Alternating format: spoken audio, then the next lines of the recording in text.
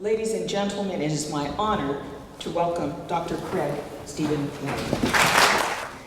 It is an extraordinary honor to be invited to speak in this space and on this topic. And I know that it was difficult to invite me, given that I'm a New Yorker,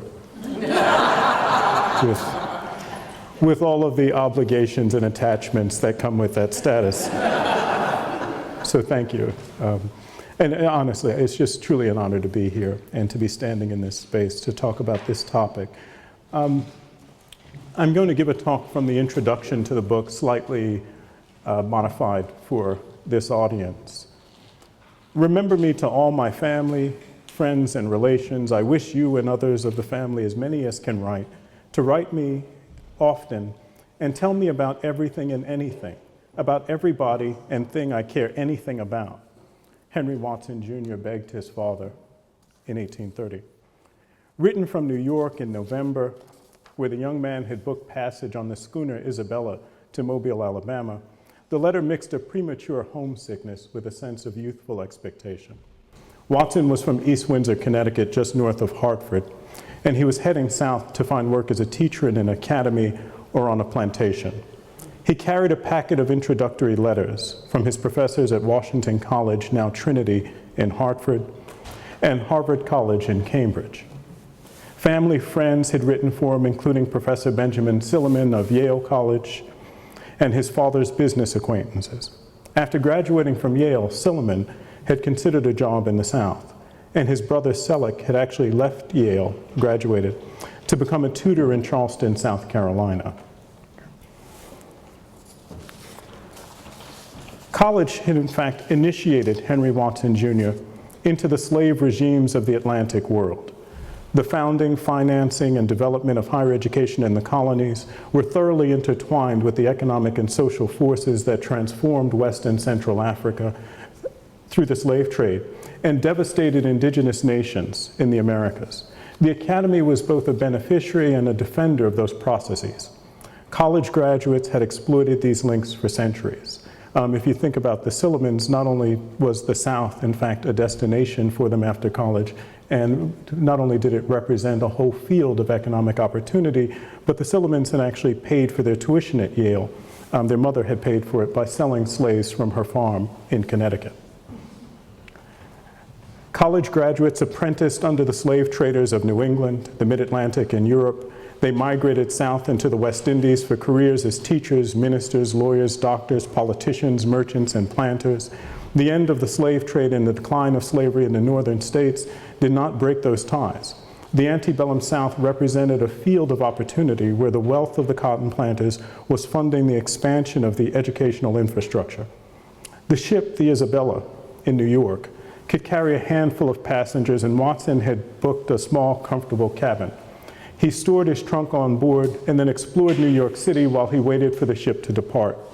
He detailed his spending in his letters, documented his efforts to be frugal wherever possible, and sent weekly updates on his progress to his father. Those communications were also filled with complaints about the things like the cost of books that he needed to further his education.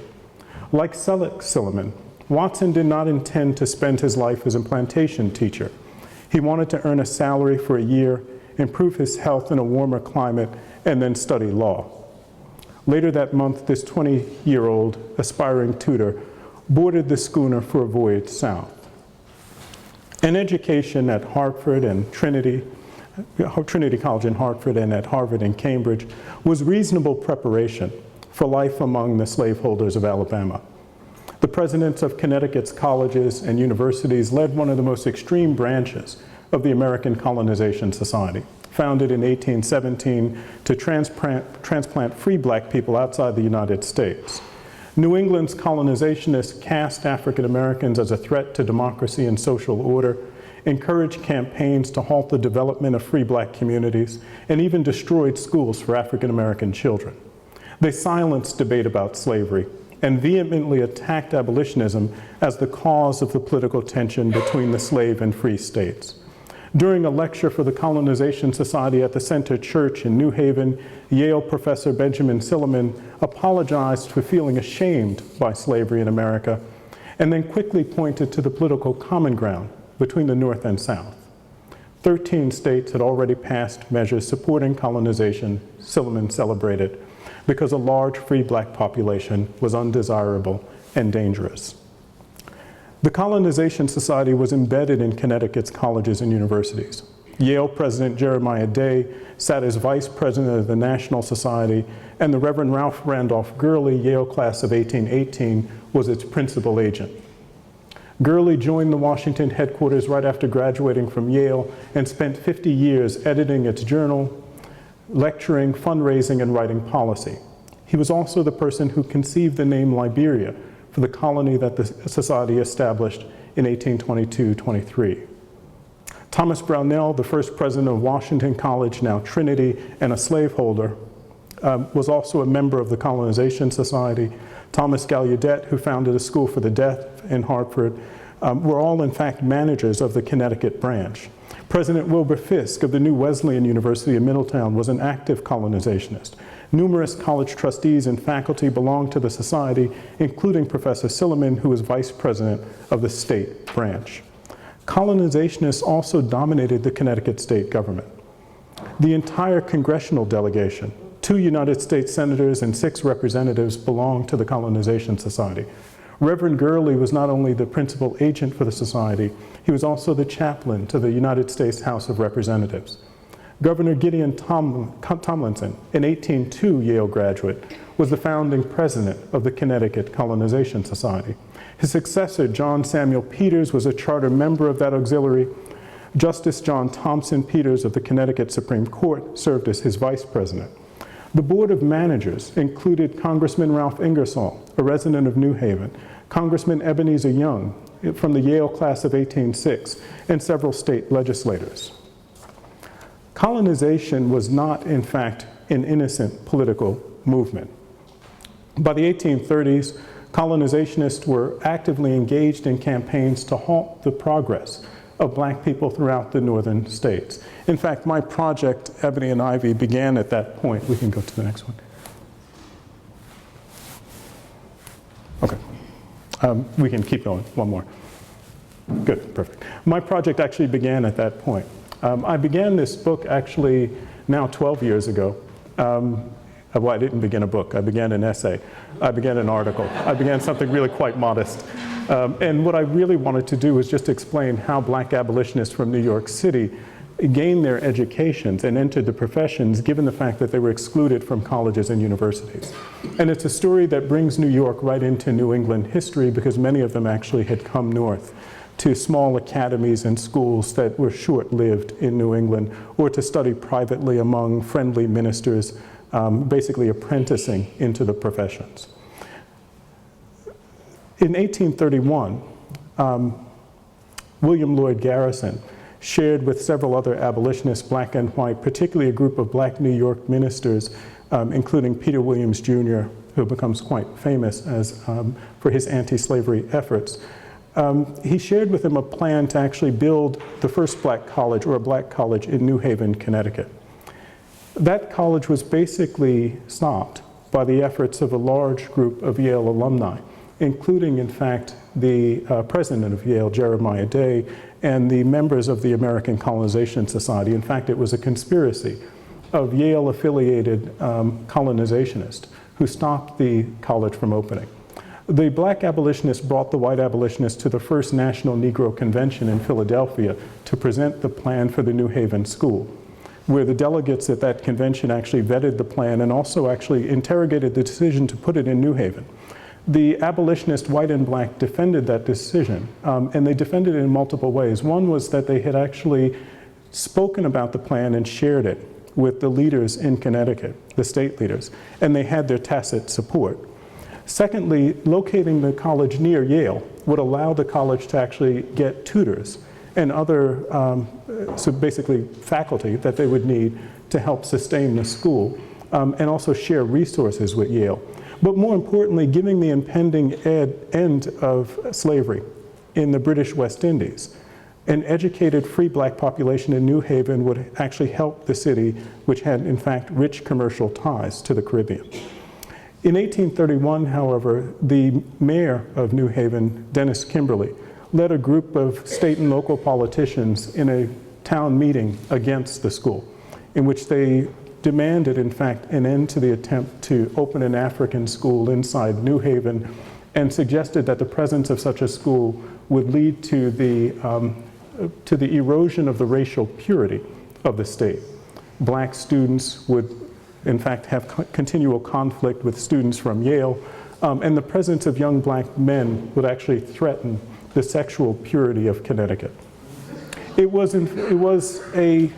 became, in fact, a template for campaigns against black schools, but the thing to remember about the New Haven campaign is that at the very moment when the Yale alumni were attacking that school, Yale's most generous living donor was Arthur Tappan, the abolitionist from Manhattan whose businesses were in New York. Tappan was also the primary backer of the new black college.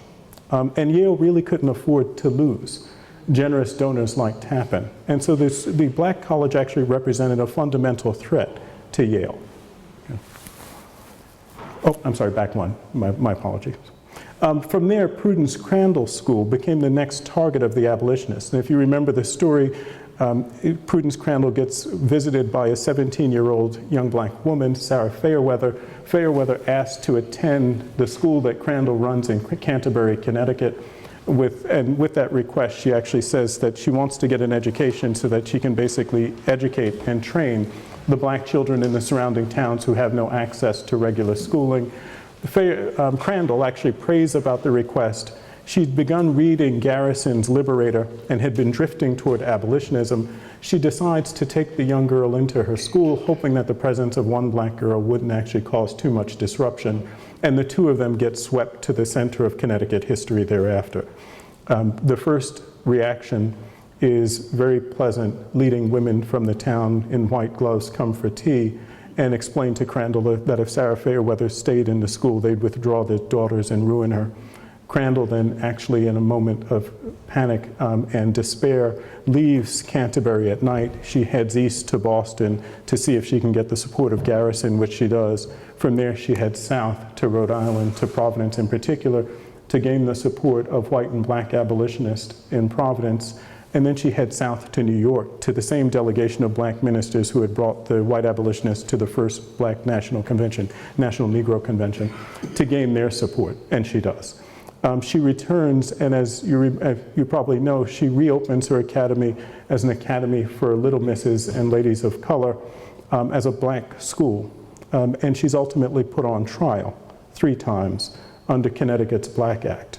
The story of Prudence Crandall is actually relatively famous, but what I think has been missing from it is the motivation for attacking her school. It was in fact a colonizationist campaign. The local opposition to Crandall School actually sent updates back to the national headquarters in Washington, D.C. And the template that they used for attacking the school, the model of the attack, the form of it, was actually borrowed directly from New Haven. One of the appeals in the town meetings against that were stirring up activity against Crandall was actually that the men of Canterbury had to live up to the example set in New Haven. And they did. In the second trial, the trial was actually moved under a judge who was a colonizationist who directed the jury under a much tighter jury instruction to a guilty verdict. While Crandall appealed that in the third trial, a mob broke into her house, destroyed the school, and the experiment was largely over. The following year, in 1834, the trustees of a new academy in New Hampshire, in Canaan, New Hampshire, announced that they would open their school, Noyes Academy, to both genders and all races. As 3 black New Yorkers recalled, the news was received in Manhattan with extraordinary joy because they were about to graduate out of or age out of the New York African school system, and they really had no place to go. They turned to Canaan, New Hampshire, and just to get there required, in fact, that this group includes Alexander Crummell, Henry Highland Gannett, and Thomas Sidney. Just to get to Canaan was an ordeal. From Manhattan, they went across to Long Island and took a ferry from across Long Island Sound to the southern part of New England. To Because they were black, they weren't allowed to actually ride inside the ferry. They had to sit outside in the cold. They were traveling in January 1835. From southern New England, they went to Providence, and from Providence to Boston, from Boston to Manchester and Concord, New Hampshire, from Concord to Hanover, and from Hanover, New Hampshire to Canaan, New Hampshire. The total journey more than 300 miles, but because they were black, they actually weren't allowed to ride inside the stagecoaches. They had to ride on top with the luggage. One of them, Henry Howland Gannett, who had a lame leg from a childhood injury, was so ill upon arrival at Noyes Academy that, as Alexander Crummell recalled, he was barely able to hobble into the building and remained bedridden for several weeks. Despite that, in fact, young students continued to come to Canaan. Thomas Paul comes from Boston, from right here at the Smith School. Julia Williams heads to, Julia Williams, who had actually survived the attack on Prudence Crandall School, now goes up to Canaan, New Hampshire. In typical New England style, the opposition to the school, which had lost at the first town meeting decisively, most of the town voted to keep the school open to both genders and all races. The opposition held a second town meeting, and they lost again. And so they held a third, and this time they didn't invite the other part of the town. And they published resolutions from Canaan through the anti-abolitionist press in the southern part of the state and in Boston, declaring that Noyes Academy was opposed by the residents of Canaan, and also littering the public sphere with a new gossip about the school. Young black men and white women had been seen walking arm in arm together. One of the abolitionists, George Kimball, is known to have actually sat at his kitchen table with black and white students who were being served by white students. Both sexual and racial innuendo filled, in fact, the gossip about the school as it passed through the abolitionist press. And then there was a promise that in early August, decisive action would be taken against the school. And keeping to their promise, in August 1835, a mob of some 300 people, dragging 90 yoked oxen and horses, having taken chains and rope from the Shaker village in Enfield, New Hampshire, descended upon Canaan, surrounded Noyes Academy, and dressed the entire building in ropes and chains, and then spent 2 days rotating teams of men and oxen to drag the building a half-mile through town to the abandoned lot of a Baptist church, where after, as one of the trustees put it, the great hauling was done. It sat ruined and destroyed, a monument to the insanity of race. Northerners did not, in other words, passively defend slavery. Harvard was approaching its 200th anniversary at the moment that Henry Watson Jr. was heading south. That meant it was also nearing the bicentennial of its intimate engagement with Atlantic slavery. Beginning with the first graduating class, boys from Cambridge had been seeking fortunes in the plantations. By the time Henry Watson matriculated, Harvard's history was inseparable from the history of slavery and the slave trade. College had armed Watson with theories of racial difference and scientific claims about the superiority of white people. The Academy refined these ideas and popularized the language of race, providing intellectual cover for the social and political subjugation of non-white people. In a class with the Harvard anatomist John Collins Warren, whose father had actually established Harvard Medical School, Watson learned that in physical development, cultural accomplishment, and intellectual potential, black people sat at the bottom of humanity. Professor Warren also revealed that the most advanced scientific research confirmed the biological supremacy of the boys in that room. It's likely that Henry Watson Jr. already believed in the natural dominion of white people, and that the scientific certainty with which it was taught at Harvard and only confirmed his views. Harvard, like Trinity College, was a pillar of the antebellum racial order. Not only were the students, the faculties, the officers, and the trustees white, but people of color came to campus only as servants and objects. From Mobile, Watson traveled north towards Greensboro through territories where, quote, plantations are very thick. It was now December, and he was focused on securing a salary. Quote, "These regions seem to be a fine place for female teachers. They are in great demand," he reported despondently to his father. He couldn't find a teaching job at an academy or on a plantation, and the only opening that he saw at a public school as he complained, would barely actually pay his board. While in Greensboro, he called upon Dr. John Ramsey Witherspoon, a South Carolina relative of the Reverend John Witherspoon, president of the College of New Jersey, now Princeton, and a signer of the Declaration of Independence. 6 months since Watson had left home, and he had actually gained little. All the more disappointing and insulting in a place that he believed was dominated by greedy planters and where, quote, the people are almost ignoramuses on some things. The doctors are miserable, the lawyers are not much better.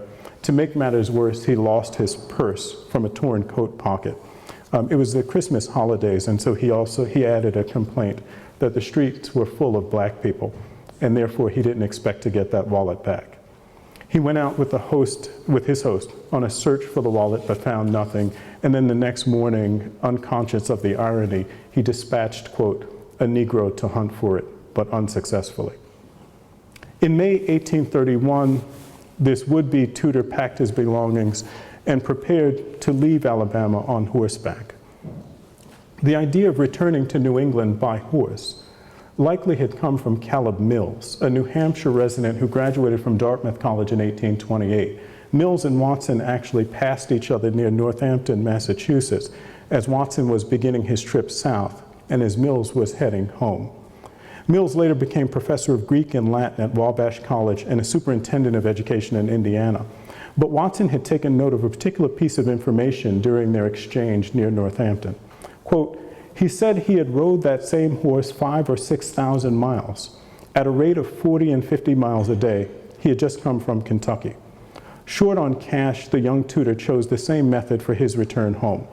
It was a perfect way to learn the geography and history of the region. Quote, I passed an Indian mound, different from most. It appeared like a pyramid with a square base cut about 15 feet high.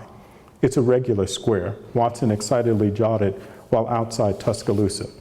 He had already seen Indian mounds and had stopped to carefully examine one near Carthage. He began, in fact, searching for mounds and artifacts. The very next day, he rode through a portion of, and I'm quoting, the lands of the Cherokee Nation near the Tennessee border, but he saw no Indians or Indian relics. That area was part of an enormous expanse of territory, tens of millions of acres, that the state and federal governments had seized from native nations. The most recent in a succession of human tragedies that transformed the demography of North America. Prior to the Great Dying, an estimated 4 million people lived in the greater Mississippi Valley. New waves of death had come with the expansion of European outposts 2 centuries before Watson's journey. Violent raids into the interior from the Carolinas transferred microbes inland, forced flights and migrations that upset the socioeconomic order of indigenous societies, altered age distributions, and it caused abrupt changes in diet and health that made the new diseases all the more deadly. Watson's attention had been drawn to the remnants of these civilizations, monumental architecture constructed at least a millennium before Stonehenge. The largest ruins of the Mississippi and Ohio valleys, equal in size and crafting to the pyramids of Egypt, could hold St. Peter's Basilica and its gardens. These sites were once the centers of civilization supported by trading networks that stretched across the continent. There's a background to Watson's interest in these archaeological remains. As an undergraduate at Trinity and Harvard, he had lived on campuses that were decorated with Indian bones and artifacts, and that hosted lively discussions of the impending extinction of native people, legacies of a long relationship between colleges and conquest.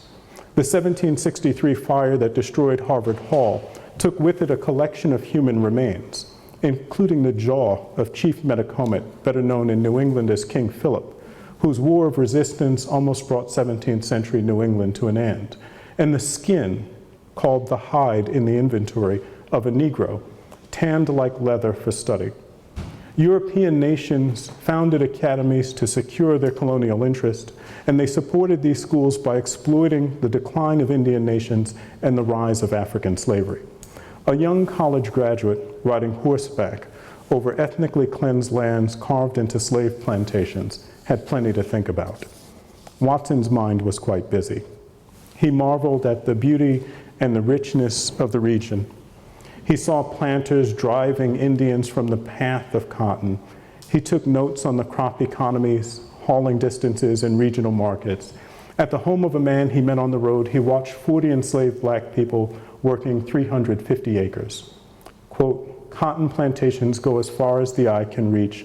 Corn, rye, and wheat abound, large bodies of Negroes at work." He recorded as he passed from Alabama to Tennessee through Cherokee country. He was, it is fair to note, impressed with the rewards of human slavery. When he reached Kentucky in June, he used his letters of recommendation to gain an audience with Henry Clay. Said to be well off but not rich, Watson added after a lengthy, pleasant visit with the great compromiser, the senator and colonizationist who for a generation managed the political conflicts between the slave and free states. Henry Watson's generation had begun to wrestle somewhat poorly with the moral and social implications of this history. In September 1831, right after Watson had left Connecticut, James Kent delivered the Phi Beta Kappa lecture at Yale's commencement. In 1793, Kent had become the first law professor at what is now Columbia College in New York City. He bought a house, Kent did, purchased an enslaved woman, and became a colonizationist and a prominent opponent of extending the right to vote to black people in New York State. Kent celebrated his chapter, the Yale chapter's 50th anniversary, with a lecture that used science, theology, and history to proclaim the inevitable rise of the Europeans. It was the will of God that, quote, "the red men of the forest had been supplanted by a much nobler race of beings of European blood," he began. "It would have been a sin, and I'm quoting again, a perversion of the duties and design of the human race to permit roving savages of the forest to maintain these lands as a savage, frightful desert." Henry Watson was quite happy to get back to northern soil. But he was also allured by the wealth that he had seen in the South. He studied law under Henry Barnard, a Yale graduate who later served as a state and federal education commissioner. Although he claimed to hate slavery, Watson left Connecticut for Greensboro, Alabama, after just a couple of years. He set up a law practice and he became a slave owner. A sin, he confessed, but one that promised great benefits. Shrewd investments following the panic of 1837 increased his wealth. He snatched up plantations and slaves in what once had been the home of the Creek Nation. He referred to his enslaved black people as his children, and he discovered the charm of mastery.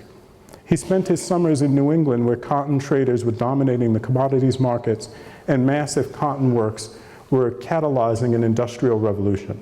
Within a decade, Watson owned more than 50 people. Letters to his parents show that his motive was money. He disdained Southerners. Their religious practices were noisy and rude, their company was unenlightening, and their culture was organized around avarice. But for all his harsh judgments about the region and its people, Henry Watson Jr. had become an excellent Southern planter. Within 2 decades, he counted more than 100 black people as property. He became a founder and president of the Planters Insurance Company, and he emerged as a staunch defender of human slavery. On the eve of the Civil War, this Connecticut Yankee belonged to the planter elite. Long after the collapse of slavery in New York in the Mid-Atlantic and New England, northern colleges continued sending young men like Watson to the South and the Caribbean. The most successful cotton planter in the antebellum era was born, raised, and educated in Pennsylvania. Dr. Stephen Duncan moved to Mississippi after his undergraduate and medical training in Carlisle, Pennsylvania. He graduated from Dickinson College, which was founded by Benjamin Rush, an opponent of slavery and a signer of the Declaration of Independence, to democratize education in the state. Duncan married into a Mississippi family, and by the outbreak of the Civil War, owned several cotton plantations, 2 sugar plantations, and more than 1,000 human beings. Henry Watson's career as the master of a degraded race, forced to work the lands of a vanished people, embodies central themes in the history of the American college. It provides glimpses into the complexity of that past. The course of Watson's life flowed through grooves that were carved across the society by emotionally wrenching and brutal historical events. Watson never appreciated, very likely, the intimacy of his connections to Native American and African people. the ways that their lives unfolded into his and his into theirs. But his choices, in fact, reflect that reality. His college education helped him access the rewards of centuries of violent conflicts and demographic upheavals, and afforded him the privilege of turning the physical reminders and cultural legacies of those events into objects of tourism and fascination. If Henry Watson Jr.'s life tells us anything or reveals anything, it reveals, in fact, the moment when the American college became not an arm of slavery or a victim of slavery, but the third pillar of the slave societies in the United States, standing beside the church and the state as a primary defender of human bondage. Thank you. Okay. And the comment comes from the portion of the Constitution that refers to, that defines the apportioning of representation in Congress, so that it calls for a decennial census which will count the entire population, basically the whole population of free persons, and 2/3 the population of all others, right? The euphemistic language that the Constitution uses, we're avoiding the term slavery until the 13th Amendment. And your question actually speaks to the way in which this operates within history itself, and the pressures that historians or scholars are under to reproduce both the racial mythologies of the past and the apology that occurs. Really not even apology, it's a process of erasure of responsibility. And my response to you is that I actually think that, that has been the challenge of history throughout time. Since Du Bois and before Du Bois, every person who attempts to write about the past struggles with the power of their society to silence them. And one of the things that actually gave rise to institutions like the Meeting House, Abyssinian Baptist Church in New York, was in fact the vast social project of defending black people in American society, which was not only a religious defense. It was not only the right to practice free of discrimination. It was also, in fact, the right to be three-dimensional human beings who had a history, a future, and claims upon the society. And so one of the most important things that these institutions produced was actually a body of secular knowledge that challenged the dominant discourses of the society, which tended to erase them. And I think colonization is a perfect example of this, where the very first National Negro Convention is in part a response to the colonization movement. It's a rejection of colonization. It's a chance for African Americans to give voice to their claims upon the United States. And so, two very specific examples. In the book, actually, I don't do as much with Brown. It's in there throughout. But I tried not to make it the centerpiece, and there was a reason for that. And one of the reasons the book took 11 years to write is that I decided that I didn't want to make one university the culprit. I didn't want it to appear that, because you could do this book about Harvard, and then in every chapter say, in chapter 3, Princeton did something similar, in chapter 4, Columbia did something similar, in chapter 5, Brown did the same thing. But I didn't want to do that because I think that's unfair. It actually would distort the relationship between colleges and slavery. And the relationship is that no college survives the colonial world without, in fact, attaching itself to the Atlantic slave trade and slavery. It's the defining element for the survival. It defines the survival of all of the colonial institutions.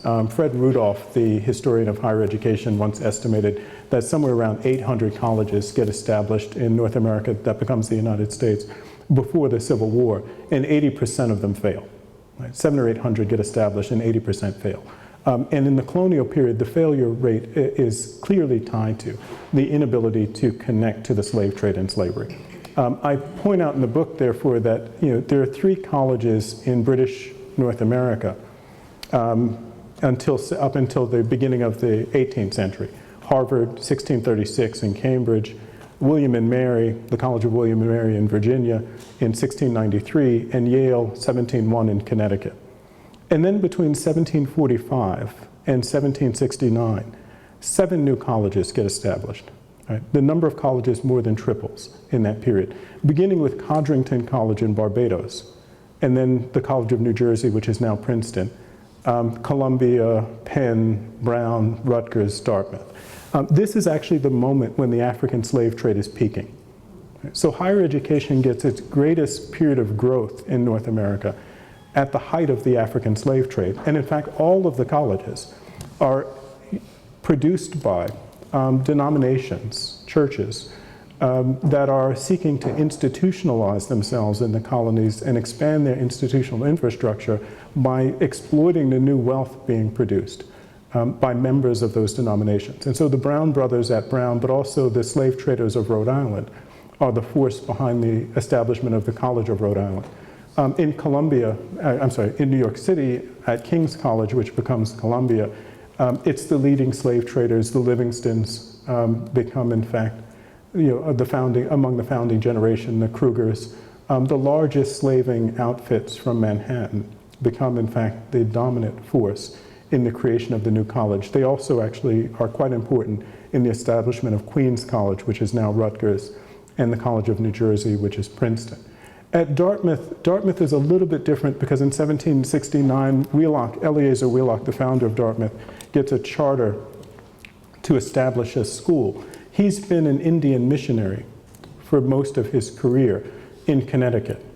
He's preached to the Mohegan in particular and converted the Mohegan in particular. We've run an Indian academy in central Connecticut for a good more than 20 years at this point. In 1769, he gets a charter from the governor of New Hampshire to establish a college. He goes up to Hanover. When he arrives in Hanover, Wheelock has 8 enslaved black people with him, 7 adults and 1 child, which means, in fact, that he has more slaves than faculty.